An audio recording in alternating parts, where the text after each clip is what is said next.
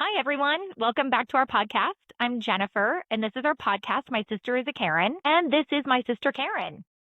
Hey everyone, welcome or welcome back. This is what we talk about when you hear someone say, I need to go call my sister right now. All the complete honesty, unfiltered hilarity that follows. And we're going to share it with you because you deserve it. Absolutely. And honestly, we're having fun. So I hope everyone keeps tuning in because this has been a really fun journey for us already, and we're really just getting started. Absolutely. Yes. So I want to say on that, we huge shout out. We have 16 subscribers on YouTube, and like 7 on Spotify. Yay! I know, you guys, this has been so cool. We have like the biggest thing. I called Jen and I was like, we have like over 1,500 views on some of our, like on our YouTube and stuff, Yeah. from And literally, it's not even all us. Like some of no, them are people we don't know. So it's some of been really fun. like from across the pond in the UK, and then from way across the pond in Australia. We That's have people right. that have looked at some of our videos and stuff. So this has been so fun. Yeah. Thank you to everyone who has liked, commented, subscribed, all of like who has taken part in enjoying this with us. I know. Thank you, everybody. We're really having fun. Please interact with us if you have time. Leave us a comment or something like that. We are really enjoying that people are paying attention and listening, and we're having fun doing this. So thank you for tuning in. Thank you for subscribing. Thank you for watching. Like on YouTube, people are watching for a really long time. I'm almost confused by this, but I mean, thank you. Seriously, Yeah. guys. So, Yes. hey, Karen, so let's check in because we've talked a couple times about like what we're doing for our mental health. So, have you been doing any coloring? Are you getting some movement every day? How is that going? And what are you up to? So I wasn't doing great on the exercise. Okay. But I was like, okay, so I have this thing where 3 times a day I make myself go take the dog on, and literally we just like do a few laps around the house or whatever, like the cul-de-sac. But I've been doing that. I've been doing so much coloring, Nice. absolutely loving the coloring assignment. And when I'm super lazy, I I think I have 3 poems in my notes app now where I'm like too lazy to do anything else. And I'm like, I can literally sit on my phone, like lay in bed, not even have Yeah. to sit up and write which I haven't done since probably high school or, well, I took classes in college where I had to write, but I haven't done it since it was an assignment. But I used to really like doing like, and my poetry is more like what I think of as like Robert Frost, where it's like, I'm not writing stuff where it's like super deep or anything like that. It's very, but it's therapeutic for me. I love it. Yes. I actually write a lot as well, and I write in my notes app in my phone as well. Sometimes it's poetry, sometimes like I just almost like journal in there, just like write down like stuff that I've been thinking about or that it is I do find it really therapeutic, and I love that you're doing that. That's really So great. I did a very weird therapeutic thing. So part of my journey is I'm always trying to like find ways to express gratitude and, uh, Mhm.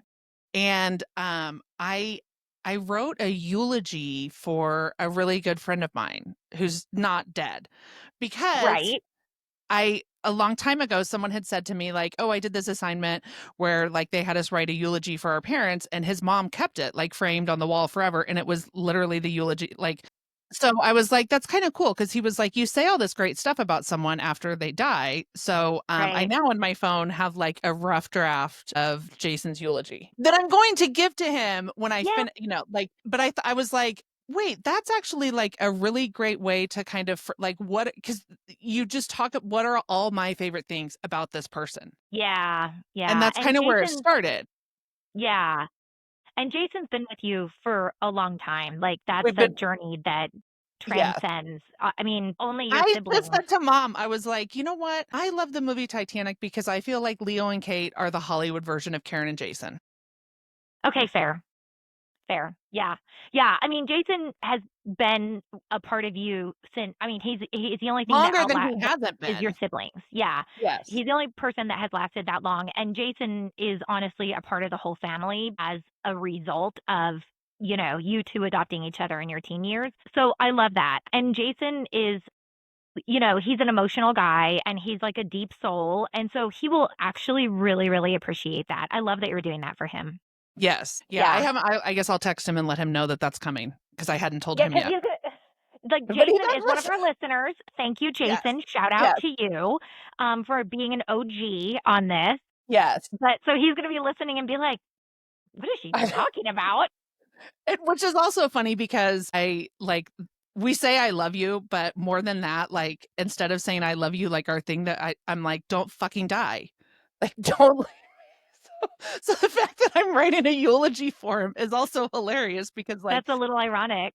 yeah, because that's how I Alanis say Morissette style irony there, actually. but it's really been I think I'm gonna do that for other people, like, not I love it. I mean, I was like, "That's such a great way to think of To all honor the someone. your" yeah, and to think of all your favorite things about that person. Yeah, I actually really love it. I think it's a great idea. As you know, I've written a couple of eulogies because I gave eulogies at a couple of family Yes. funerals. And both times I wrote them and then had like family sort of like read them, contribute, give feedback. But they were both written from my perspective. Yes. And it's not easy to write a eulogy, but I can see the difference and the value in doing that for somebody who is still alive. Like I wrote the eulogy for, our Gramps. He was already Yes. dead. He didn't know. Gramps was there when I wrote the eulogy for Grandma. And I remember when I was writing that eulogy, it was Grandma's was tough to write. Grandma's w yes. For one thing, we were watching our Gramps' heartbreak, and he was very open for a man who is from the greatest generation, not an overtly emotional generation at all. He was very openly heartbroken with us. Like he shared that very openly and honestly and Yes. in a very raw and it was heartbreaking to watch it, to the point that I've said to my parents, like, "You guys have to die together. Like, I can't watch one of you lose the other." But when I wrote Grandma's eulogy, I felt like I was writing it for Gramps. That was for Gramps. And then Yes. when Gramps passed and I wrote the eulogy for Gramps, it was for our dad. That one was kind of like for everyone. But Yes. Grandma's felt like that was for Gramps. You know So what's so funny? Gramps is after grandma's funeral, he said something because there was so much at her funeral about what a beautiful love they had. He said, he goes, "You know, I always knew that Jen and I had a really special marriage and a special love. I didn't know everyone else knew that though." Yes, we we all did. We noticed. did. Because they modeled it very well. You They know, did.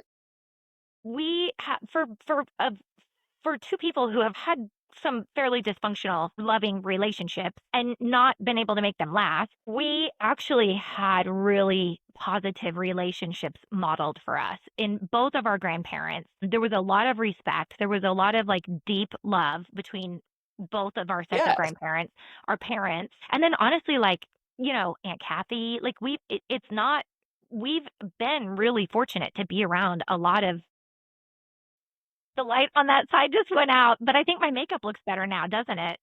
It kind of does look. I'm Yeah, telling you, okay. your eyes, like whatever you did to your, 2 shades of eye color or whatever, it's making your eyes look really blue and really bright. Okay, so not on the outline, but let's talk about this for a second. First of all, so first of all, let me just do the mascara thing. Oh, yeah. Anybody who saw there was a reel a few days ago or a week ago where I had no makeup on and I showed you like the bare minimum eyelashes that I'm working with. It's a very No, disappointing situation given my no. luscious Stop, lashes that stop. I'm We didn't accustomed to. publish that. We did not publish that. We published one of you in a cute polka dot. No, but it's going to publish in between what we published and this episode. Okay, so Gotcha. Karen doesn't know how time works on a podcast that is pre-recorded and published at a later date. You're right. My Okay, bad.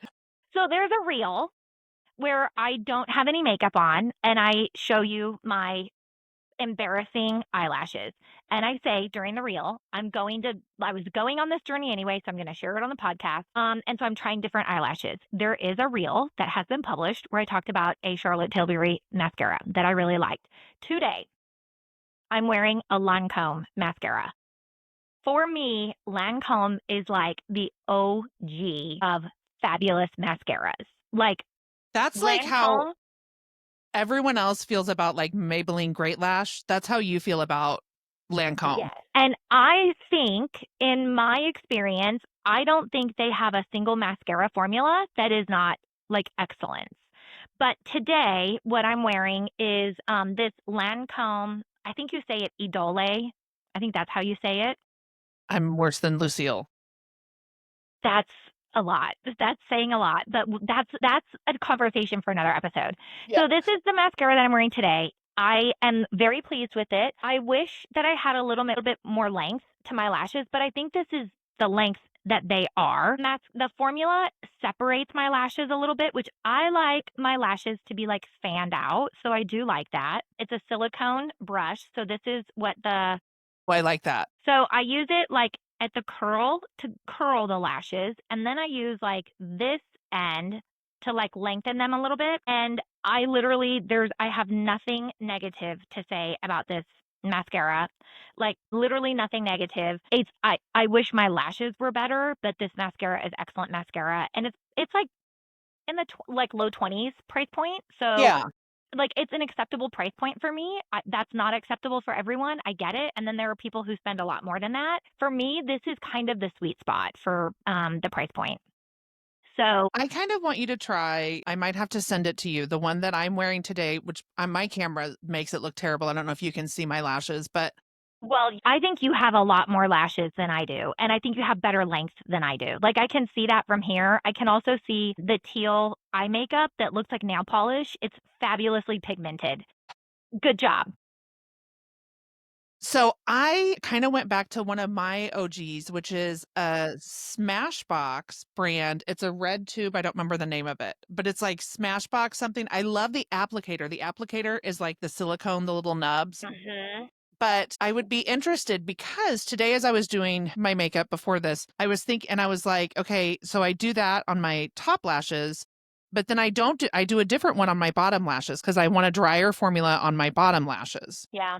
But I like the Smashbox one. So I would be interested if you all, Send me the name of it. I'm happy to do it. I have 2 or 3 lined up for the next couple of I know you do. episodes, Yeah. but send me the name of it because I would love to do it. Interesting side note about Smashbox. I don't think I've ever used any Smashbox product, which for our cohort is unique because there was a time a while back when we were younger when there weren't 90,000 different manufacturers when you walked Right. into Sephora. There were kind of like the OGs like Estee Lauder, Lancome, Clarins, like some of those. And then Smashbox, Urban Decay, those Too were the Faced, Tarte. groundbreaking. Yeah. Too Faced, Tarte. Yes, exactly. I don't know that there's anyone else our age that would say they've never tried Smashbox, but I've never tried. I mean, maybe I have, but I don't recall. I really love a lot of their products. I started with one of their primers that's like the blurring primer that I really like. Nice. But this mascara, I think I got a sample of it from like Ipsy or something. And then it was on an Ulta sale or something because I bought like 2 or 3 tubes of it because I've had one forever. Mm, Like I've nice. had, I open a new tube every once in a while. But Yeah. yeah, I like a fair amount of their products. Interesting. Yes. Again, off the outline, but we've talked a lot about, like, I've told you, when I was younger, I was a really warm toned. I like my undertones in my face were yellow. Like the color yellow looked really good on me. Brown looked really good on me. God, Warm you in a colors. chocolate brown is like stunning. I Yeah. know.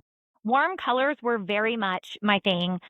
And I mean, like, my hair, like everything. And Yeah. you and I have talked off camera quite a bit over the past, probably at least the past year, that I'm really struggling because I'm like, I'm not saying I'm not warm because like today I have on some warm colors. I'm not saying I'm not warm toned because I do still look good in some warm colors, not as many as I used to. But I definitely at times, like I was telling mom recently, I have a blush that's like a baby pink blush, which is very trendy right now. Yes. It has a definite blue undertone, like definitive blue undertone, which is a cool tone, and it Yes. looks great on me. And then I've also struggled to like pick out like foundation. I'm like, I don't know. Like sometimes I end up with the neutral shade. And like picking out makeup has become more complicated as we've gotten older, not because the makeup products are better. Like there will be like four selections of fair. It'll be like fair neutral, fair cool with a rosy undertone, fair cool with a blue undertone, fair warm with an olive undertone. Like there's so much better at like Yes. specializing the colors and the undertone. And I've really struggled both with concealer and foundation, and then also just like the colors that I would, the blush and everything. So, I'm like doing these quizzes online and it's like, oh, are your veins blue or are they green?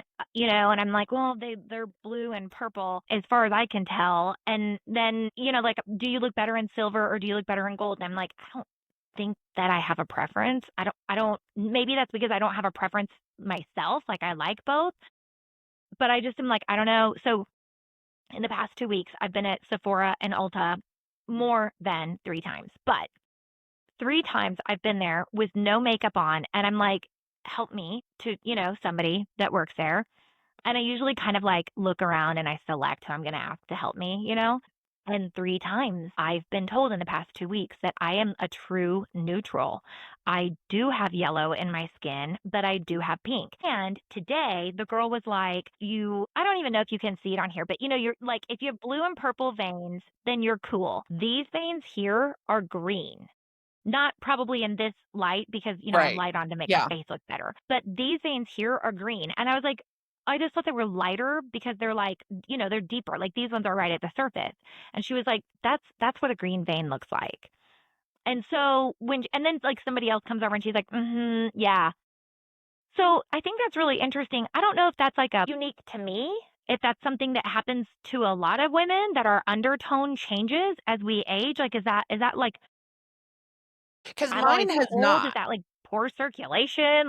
I don't. Well, yeah, like, has anyone else experienced that? Mine has not. I am always cool, and I can still tell, not like, "Oh, this looks so much better on me," but, like, I have to be careful. As you all know, we're big Kansas City sports fans, Mhm, and when the Chiefs play, I have my red and gold eye makeup, and I had to, like, it took me a while to find the correct gold that doesn't even on my eyes, like, but, mhm. like, sometimes it would just look weird. So go ahead, sorry. So, like, I have not. I know because there are still colors that I really can't wear that Okay. are warmer colors. That lipstick is fabulous also. It's Yours. the Pat McGrath. I also have it here. I have never worn a Pat McGrath lipstick, everyone. And I don't know how many of you wear it because it's not like available like everywhere, but I've heard about it for years. It has been your fave for I For, don't like, know how 2 or long. 3 years. Yeah. So at Sephora today, I don't even know why I went there. I don't, God knows, I do not need a stinking thing there, but I went there. Well, I know why, because the girl that did my hair today was going on and on about that Hourglass concealer. And I was like, it's like the only concealer on the planet that I still haven't tried. So I was like, fine, let me go buy it. Let me go give it a shot. So, but they had a Pat McGrath, gondola. And so I was like, let me see. So I do think the lipstick is gorgeous. And I put it on when I bought it, I put it on and it lasted all day. Like it did not come off. I had to take it off. When I redid my makeup to record this tonight, I had to take the Pat McGrath lipstick off. That's one of the reasons I really like it. And I'm an oncology nurse, for those of you who don't know. So, In case she hasn't mentioned it, yeah, just in case. teasing, teasing. But because I'm in cancer, even when other parts of the hospital and nursing aren't, I'm still masking up all the time in and out of my patients' Yeah. rooms and whatever. And that's one of the reasons I really like it. Not only does it stay on, and it's not like a lip stain, it just is a very good No. lipstick, but it stays on and it doesn't, like, sometimes taking the mask off and on, then I'll get like, it'll start like smudging and stuff. That Uh-uh. one, it looks like lip liner, like I just lined my lips perfectly to begin with. And it doesn't like feather or Not at separate all. on the lips. Like I was eating and drinking earlier, it didn't separate or anything like that. I don't think like the color doesn't pain with wear, which sometimes, that happens too. So I Yes. do have to say I'm pretty impressed. I've never worn a Pat McGrath lipstick, and I'm pretty impressed already. Lucille was also checking it out, so expect to see a photo of her wearing it in the next couple days. Excellent. I will say I bought a second Pat McGrath Lab that was a matte formula, and I was not crazy about that one. I'm not a matte, I don't love a matte lip anyways. I'm not an expert on them. I don't try them that often. I was just like, oh, Mhm. that one was on sale. So I did because I loved the color, but I hardly ever wear that one. I don't love the matte formula. The formula for that, the one that you're wearing, that Uh-huh. Bridgerton, what, like the The satiny satin. cream. Yes. Yeah. That I formula is amazing. yeah, I agree. I saw the matte formulas and the packaging is fantastic on the matte formulas. It's the same same solid color, bullet with the big lid, but it has lips. It has a 3D lip thing here, which is really I thought looked really cool, Yeah. but I don't like a matte lipstick either. And honestly, like right now, my jam is totally like those glossy balms. Like Fenty has one, Tarte has one. Those are my jam right now because it's a little shiny, which I kind of like. It feels good on the lips. This, I will say, barely feels like anything. I'm not mad about this at all. It's just not like right now I'm in my glossy balm era because that's what everybody is telling me to buy in part. But I do like this. It was definitely worth the money, and I probably might buy another color at some point. It's really nice. Yeah. Yeah. Hey, So so let's now that we've segued for like ever, we do want to acknowledge we did have a comment. Thank you to, I already forgot. I know it was, LC Shaw, that's right. Thank you to Elsie Shaw for being our first commenter ever. You will always be our fave. Good job. And Elsie Shaw asked for us to talk about teens and phones. So we are going to dive into that just a little bit. Do you want to start in on this? Or I mean, we both approached cell phones with our kids a little differently because we were both single parents and we didn't have home phones because, we didn't raise our kids in 1985. So, no home phones. So we both had a different approach than a lot of our kids' friends. I for sure I know my son was the first in his class to get a cell phone. He got one at like 9 years old. As Jennifer said, we are both single parents. I say that we are sole parents because my kid doesn't go to someone else's house every other weekend or we both have our kids all the time. So for me and for you as well, like a lot of it was a safety thing. I'm Yeah, like, it really I was. can't, I mean, I'm okay leaving my kid to run around the corner to the grocery store to pick up the spaghetti sauce that I forgot for dinner. I'm okay to leave him for 10 minutes, but not without a phone. Mhm. I mean, I'm like, what if the apartment catches on fire? What, I know. I mean, it's not even something my kid could have, like what if the building? Right. So I got him a phone, did I think it was Boost Mobile. I did one of those that is like a flat fee. It was $50, exactly $50 every single month, not, no extra charges or whatever. He did not have his data was slower and he didn't have as great a service. We vacationed when he had that plan. We went on vacation in Alaska and he had terrible service. Other than that, in Kansas City, he never had any issues. I was Yeah. like, Yeah. My but kids he were did get also it for most of his friends. Because both of our kids, I think, your oldest and my only, but I think both of them, when they first got their phones and they're like, well, can I put other people's phone? Yeah. You want to put Thomas's mom's phone number in there so you can I text? know. Lucille had like Aunt Karen, Uncle Mike, and Grandpa. She didn't, her Yes. friends didn't have phones either. And I was in the same boat, except, they weren't staying home alone because Sam was so much younger than her. So I was in the same boat. Like she needed a phone because I didn't have a house phone. And I had a couple of teenage sitters. One of them didn't have a cell phone. And I quickly realized like I can't assume that the teenage sitters are going to have a cell phone and, bring it with them. Like that's not a fair assumption.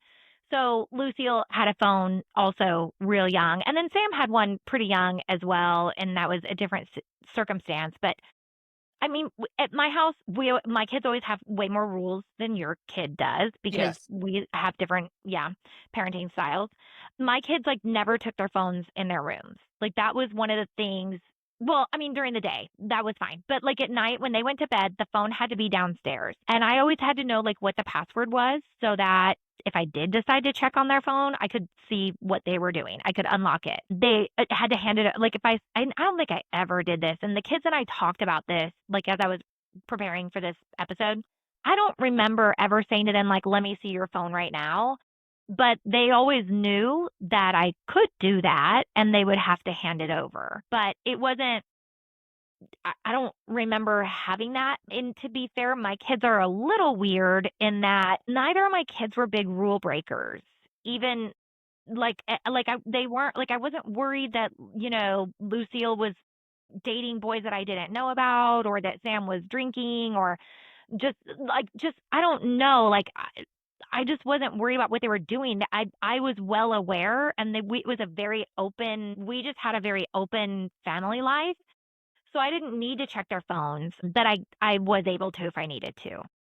Yes. I don't remember what the situation was. I do remember one time saying to Michael, like, let me check your phone. I can't, and I think it was something where another parent had said, and I was like, let me see your phone. Let me see what you've been texting or whatever.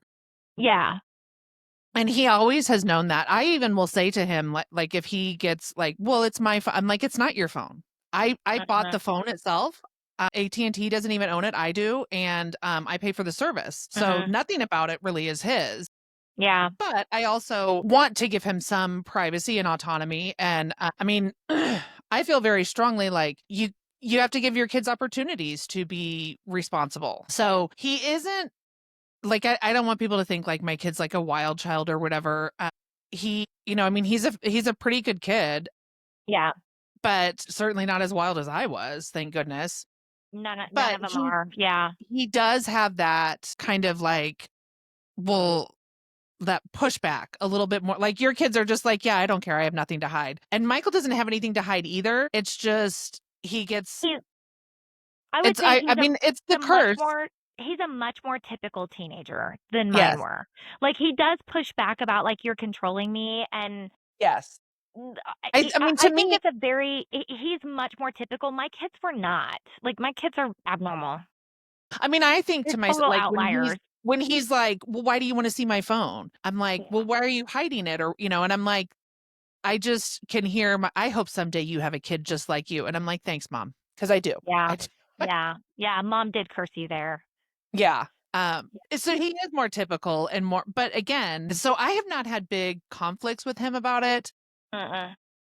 We haven't had any like incidents or anything. There was when he was much younger, there was another mom that was like, I think the kids were trying to Google looking up skirts or something, and I'm like, I don't know, they're 9 years old.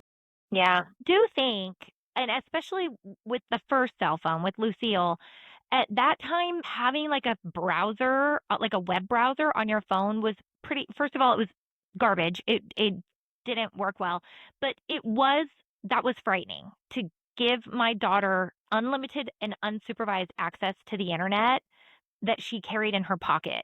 That was frightening. And I mean, there is pornography online, and like the innocence gets lost. Like there are certain things that you see, and the first time you see them, now you're different. Like you're forever changed. So there is that fear, and then there's like online bullying, all of those kinds of things. It's now I think we're a little desensitized to that because the kids have all had cell phones with Safari browsers or whatever for so long that I think we sort of forget that that's a thing. But like when Lucille was young, we had one computer in the house. It was in a central location where I could see it at all times. I did monitor their access to the internet. Now I couldn't even begin to do that if I wanted to. I mean, Sam had a phone at like 9 or 10 or 11 years old. Yeah. It was beyond my control. And when Lucille was young, you could lock the browser. You could lock the web browser. That was a feature that was, I mean, that was like a, like not a flip phone, but those phones that like it slid up and there was a keyboard. Like that was a Yes. feature on an old antiquated phone. I don't know if, I mean, maybe you can do it now on iPhones and Samsung, but I don't know. But I know when Lucille was young, that was the concern, right? Is just like, what does she have access to online? There's like online bullying. I mean, there was a situation when Lucille was young where she knew somebody who sent some underage, sent some topless photos to a boyfriend. Obviously, they broke up. The photos were shared.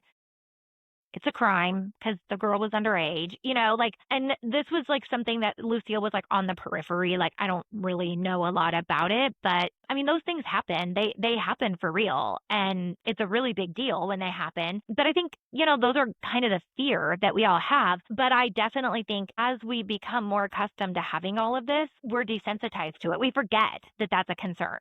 And even nudes, okay, 10 years ago, like, people were like, "Oh my god, I would never do that." And now, I mean, no People one do it all thinks the twice. time.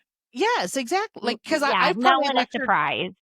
I've probably said more to him about, like, "Do not send naked picture," and, like, I'm just like, "Dude," and plus where we live, I'm like, "You have, like, a 50% chance that if you get in trouble for sending a nude picture, that you're also gonna have some kind of a federal thing because you live right next to state line, man."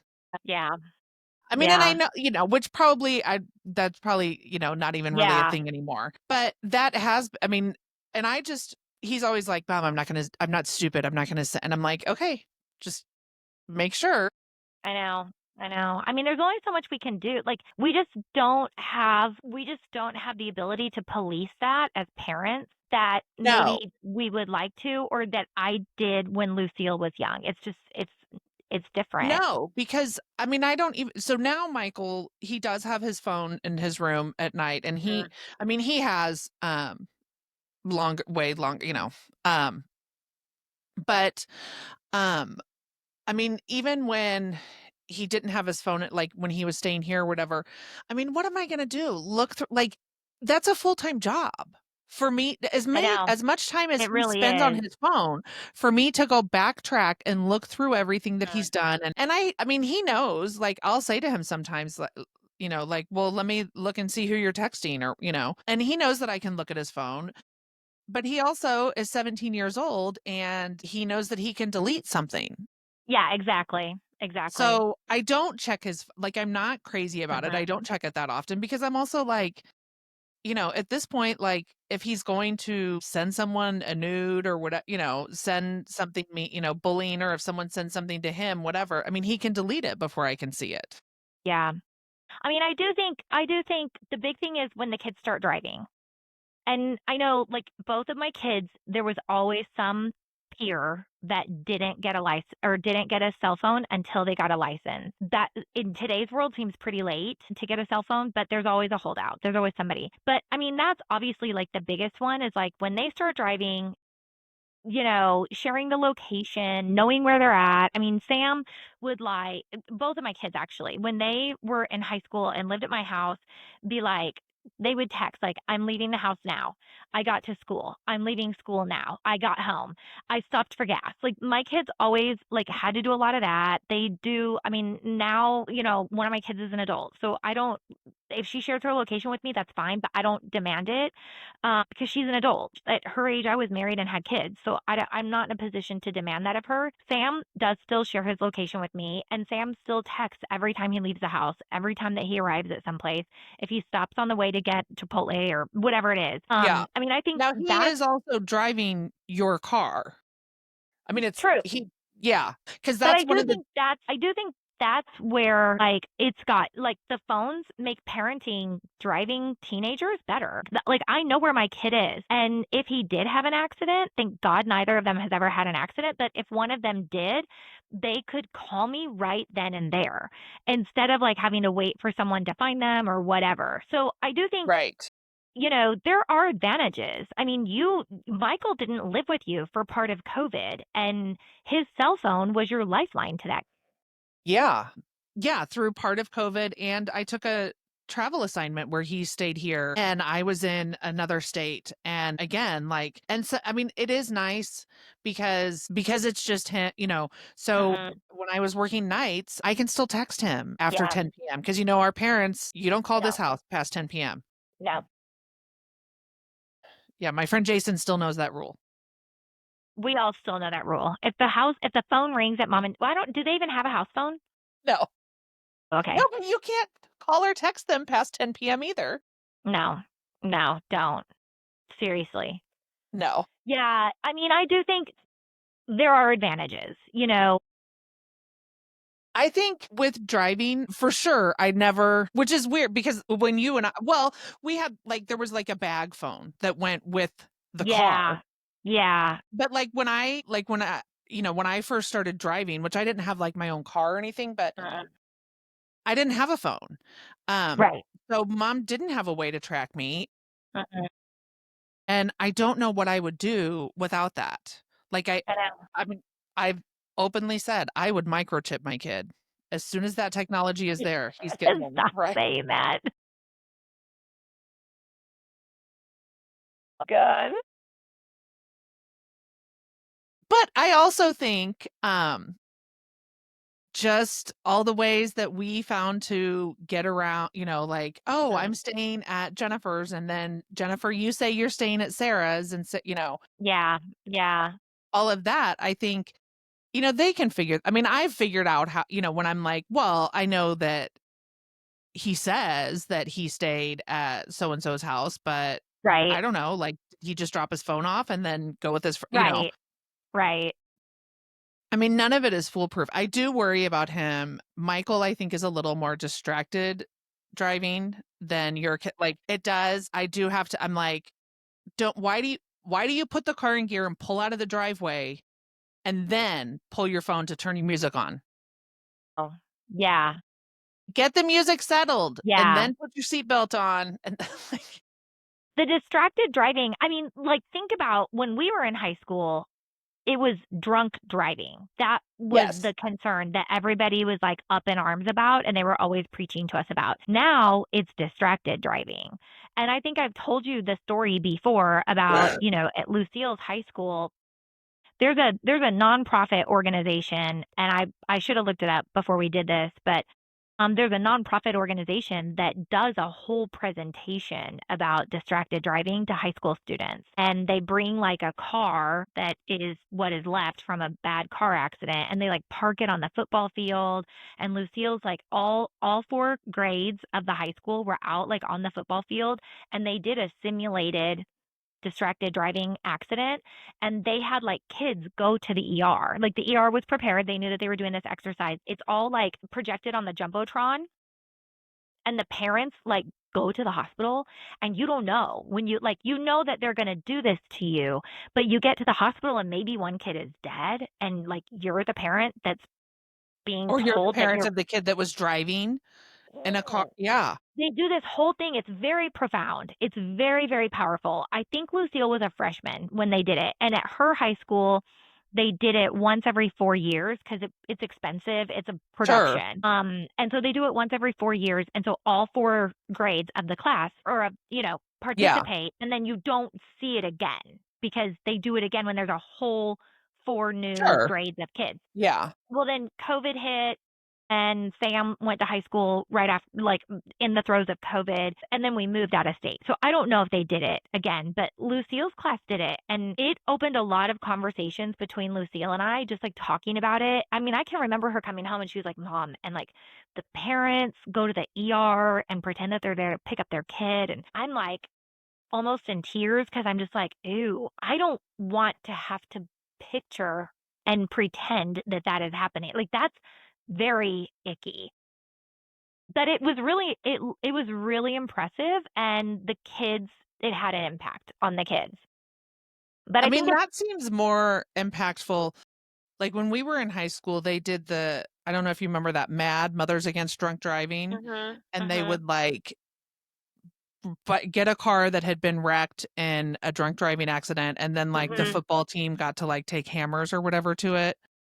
But Right. that didn't, I mean, I I still got in cars with drunk friends probably the Yeah. day after that.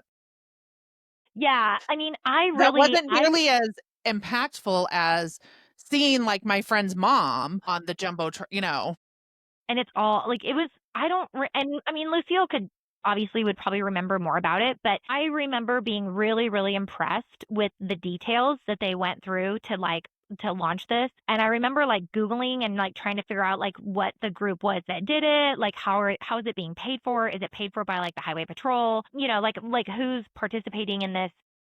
It was very impactful. And but I mean, distracted driving is a huge thing. Like, I will not even pretend that I don't text and drive. I really wish I didn't, and I do work on being better. I use a lot of like the Apple CarPlay, like text Karen. When I'm driving, I'll be like, Yes. text Karen. I'll be ready to record in an hour and a half.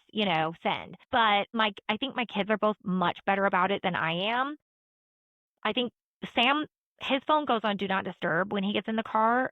I think he's better at it than Lucille, but I don't totally know. Again, I think they're both better than I am. It's a massive concern though. I mean, like I'm much more worried about that than drunk driving. I think I'm not saying we got over drunk driving, but to be honest, it's the adults that are drinking and driving. I don't think the kids are doing it. For one thing, I Correct. don't think the kids are drinking as much statistically as the previous generations did. But the drinking or the distracted driving is really frightening. I mean, it's really Yes. frightening. They also, they do stuff now. Again, when we were younger, I mean, in different states, whatever, but when you turned 16, you got a license and then you could drive. And I mean, Jason used to pick up like, I don't know, half of his school. There were no regulations. Once you got your Yeah. license, like maybe it was just a free for all. Like, oh, you want to take Yes. your grandfather's tractor? Yeah, go ahead. Like it was a literal free for all. Now it is Yes. not.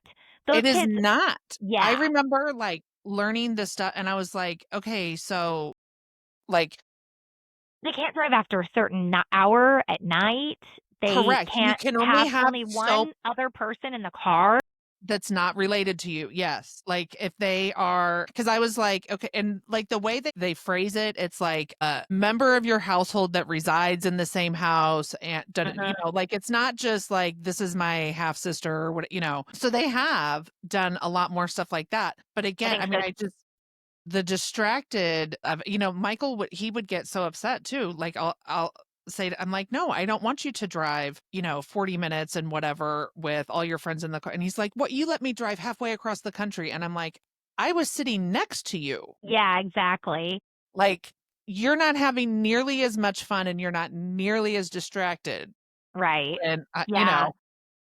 I do think it like the kids that get a license now, the rules around it, and I think I'm not positive, but back when we lived in Texas, I think if you got a distracted driving ticket in Texas and you were like under 21 or something, you that was an automatic suspended license or some nonsense. Like they were not playing with that. but I mean, I'm not totally against something like that.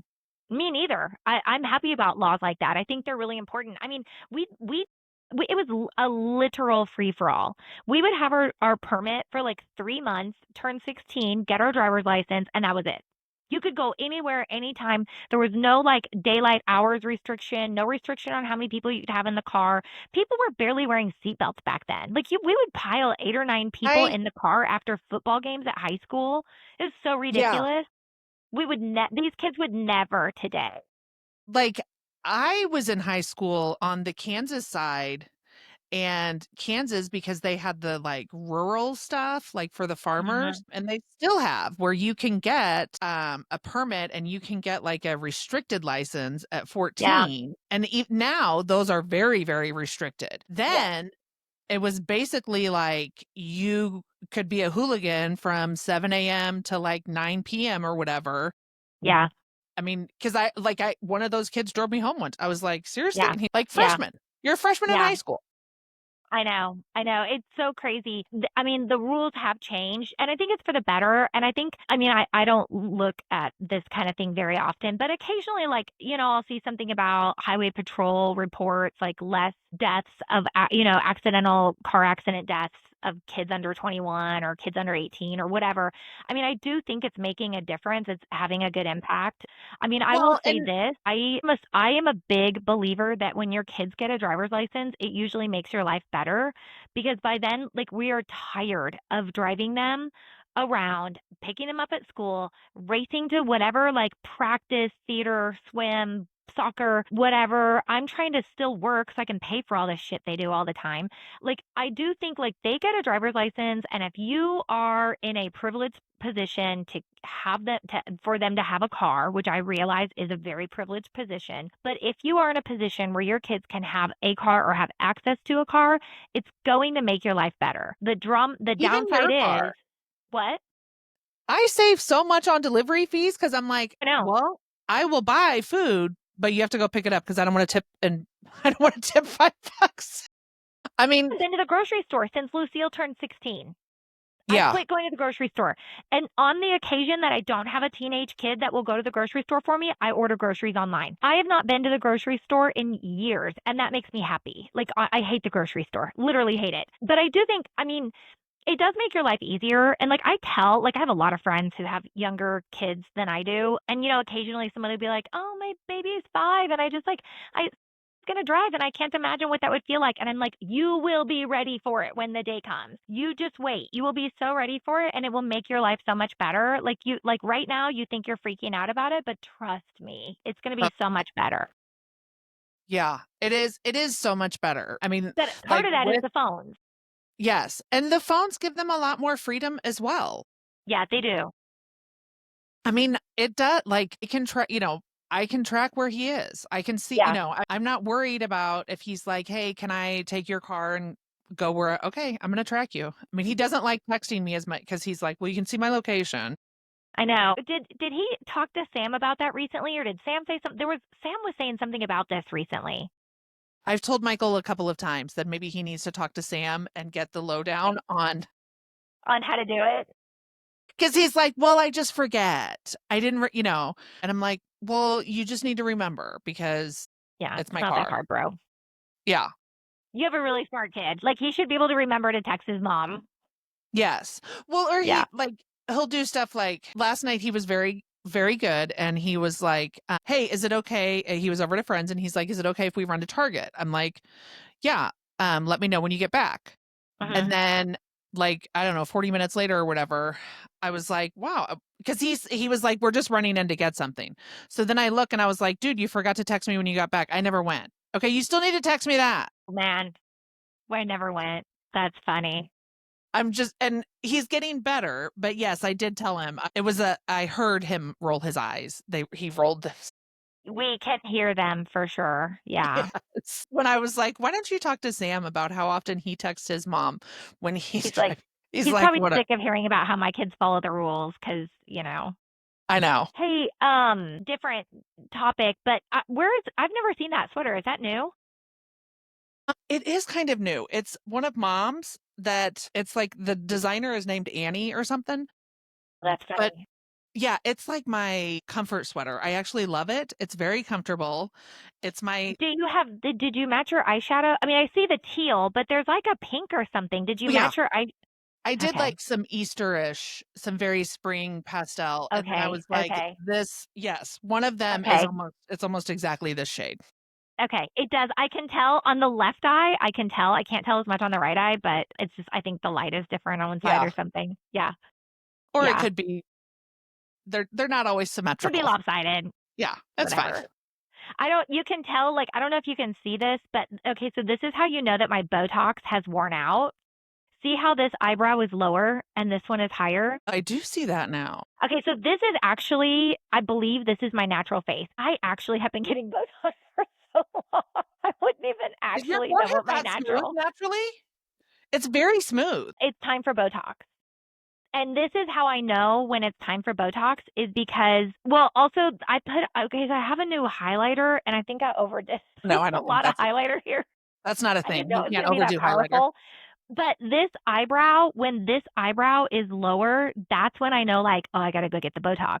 So this eyebrow will go up. It will match, this one when I get Botox.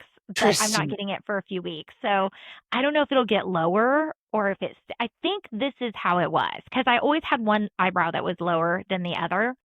But I've literally been getting Botox for like It's been like 10, at least 10 years. more than 10. More than 10. I was somebody who was getting Botox, like, I was very young, and I was like, I mean, I don't know, like, you do it. I worked there, and Yeah. he gave it to us really inexpensive, and I was like, I mean, like, should I get some Botox? And he was like, yes, you should. You should get some, like, preventively, basically. Like, I don't have 11s. Like, I don't Yeah. and that's because of the Botox. I do think my forehead does have a little bit more wrinkles than you can tell right now. I think that's really I used a very this is a brand new highlighter, and I think I shouldn't have gone in as hard as I did. I love it. But By the I way, I know. don't know if you, well, I mean, you can see my highlighter. I don't know if under I the can see your highlighter, highlighter. can you see the blush though? Because I'm wearing that blush you Yes. gave me. Was it the milk blush? Yes. Turn again. It looks really nice. See, with the Yeah, beauty blender, yeah, I it looks love it. really It's nice. very It was not pigmented. for me, but I'm glad you like it. Yes. Love it. Yeah. Yeah. Yeah. So in a few weeks, watch the eyebrow raise again, and they will be level again because my Botox queen Rachel is very like she's very sensitive to I am sensitive to the asymmetries on my face, and then Rachel is as well. And then I do the little lip flip also, and then she puts some under here and some of these lines disappear. So I'm actually like, yeah, it'll be a few weeks before I get it done. I this is something we will talk about in a future episode. How I it's not just that I'm a financial disaster and I'm too impulsive to have money for stuff like that because I blow it all on eyeshadow palettes, but I keloid scar, Yeah. so I'm afraid to stick needles in my face Yeah. because I'm afraid like I don't want to have keloids on my forehead. Yeah. You also, though, I mean, we've talked I before. I mean, I have a lot less fat in my face, so there's a lot more drooping and dropping in my face than there would be naturally in yours. You have a fuller face already. Yes. So I think Even when I'm that, thin, like even when yeah, I'm thin for me, I still have a rounder face and my face is so oily. I was just gonna say, also you've got the oily skin, which is definitely an advantage as we get older. Yeah, my dry skin, like I do feel like some of these creases under here. I mean, it's just it's not even almost wrinkles. It's literally almost just like dry. It's just so dry. Yeah. Yeah, I never mind telling people what I do for all the Botox and the things. So, I mean, obviously, conversation for another episode, but I'm not bashful about it. Trust me. No. And I love that. Because I'm like no judgment. I totally Yeah. would do it. I'm Yeah. afraid. Yeah, and I approve of your fear. I would have the same fear. Like you'd rather have wrinkles than have like a bunch of tiny little keloids all over and Yes. like around here, like the crow's feet. Like I mean, you would just die. It would be Yeah. awful. Cuz I Yeah. have a little teeny tiny keloid on my nose Is that from the from nose like ring? no, it's from a pimple. It's been there as long as the nose ring though.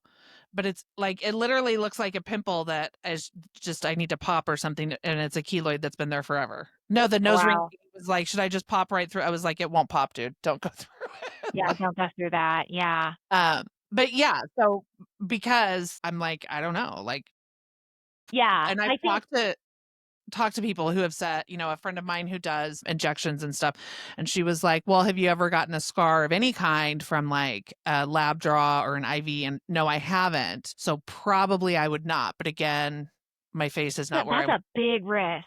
I mean, it's different to take that risk, but on your face, Yes, exactly. even I mean, I probably am the vainest person I know. I don't know anybody who's more vain than me. And even I don't think I would take that risk. I mean, like I did the lip fillers. Again, we'll talk about it another day, but Yeah, like I really would like to have lip fillers and I don't think I'll ever go back and do that again because the consequence was so severe. yeah, Episode, tune in another day and we'll talk about what happened because it's a long story and it's not we got to wrap up today because it's been close to an hour, but I never shy away from talking about what I do. I don't walk around announcing how old I am, but I do. I mean, like I have a 25-year-old. I am not young and I am always willing. I mean, I will show you the hair extensions. I will talk about every injectable that I've had, all the things that I do. I don't, I just, I don't mind talking about it. It's not a secret. And the day that I get a facelift, I'll talk about that too. Yeah. Yeah. Because I feel like that's coming. Like I could even up these eyebrows Oh more God. permanently. Do you Okay, I need you to go look at some pictures of Susan Lucci and see how that worked out. She started I getting them love too early, Susan and then her Lucci. skin was so stretched, though. I love Like, Dolly Parton. I know. I know. All hail to Dolly. I love her. Jane Fonda. Yes. Yeah, there's a number of them. Hey, those are my heroes. I hope to look like that when I'm 85. I hope to have had so many facelifts that it just like Yeah. looks like Jane Fonda. I don't know. Yeah. Share. So anyway, we Yeah. digress. On that note, we should get going. But thank you everyone for listening. Thanks for tuning in again. Tell us your stories, guys. I mean, this really was about like phones with teenagers and the, struggles you had with them.